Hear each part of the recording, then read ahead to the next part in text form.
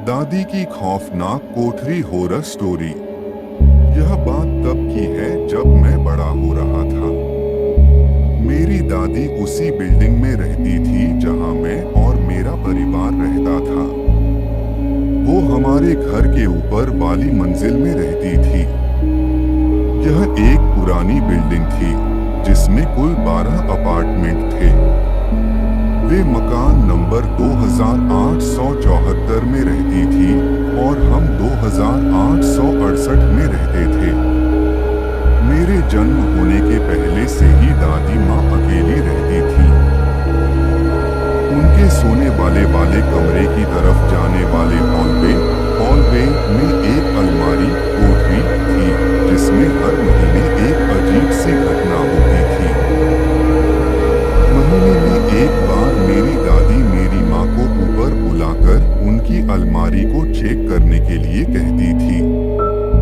उन्होंने बताया था कि पिछली रात को उनकी अलमारी में से बहुत ज्यादा शोर आ रहा था। एक बार मेरी माँ काम कर रही थी तो उन्होंने मुझे उनकी जगह पर दादी की मदद करने के लिए भेजा। मुझे नहीं पता था कि यह मेरे जीवन को परेशान करने और मेरे जीवन को अस्त-व्यस्त करने वाले अनुभवों की एक शुरुआत होगी। जैसे ही मैंने दादी के कमरे में प्रवेश किया और मैं अलमारी की ओर बढ़ा तो मैं वहां का हाल देखकर दंग रह गया। ऐसा लग रहा था कि मानो किसी ने पूरी अलमारी को अस्त-व्यस्त कर दिया हो। उनके सारे कपड़े बक्से खुले हुए और सामान अलमारी से नीचे बिखरे पड़े थे। ऐसा लग रहा था कि मानो दादी के कमरे में कोई तूफान आया हो जो पूरी बिल्डिंग को छोड़कर केवल उनके ही कमरे में आया हो। मैंने दादी से पूछा कि यह कब से हो रहा है तो उन्होंने बताया कि ऐसा पिछले 20 सालों से हो रहा है। मैंने उस समय इस बात पर ज्यादा ध्यान नहीं दिया और मैं अलमारी को साफ सुथरा करके चला गया। इसके 2 साल बाद मेरे माँ का अचानक निधन हो गया।